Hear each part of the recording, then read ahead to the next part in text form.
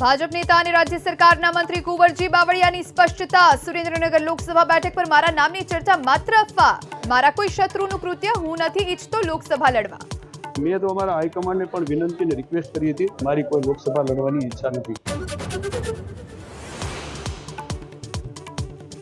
કોંગ્રેસના પૂર્વ ધારાસભ્યએ ભાજપ નેતાઓના કર્યા મોફાટ વખાણ। શિવા ભુરિયાએ દિયોદર પંથકમાં શંકર ચૌધરી વિકાસ કાર્યો કર્યાનો કર્યો દાવો।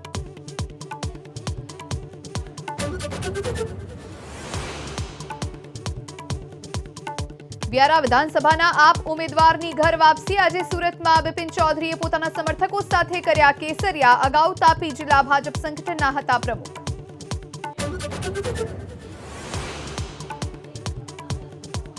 સુરતના જોડવામાંથી પોલીસે 24.44 લાખના શંકાસ્પદ ઘીનો જથ્થો કર્યો જપ્ત। શિવશક્તિ ફૂડ એન્ડ પ્રોડક્ટમાં શંકાસ્પદ ઘીનું થતું હતું પેકિંગ। પોલીસે 2 આરોપીની કરી અટકાયત।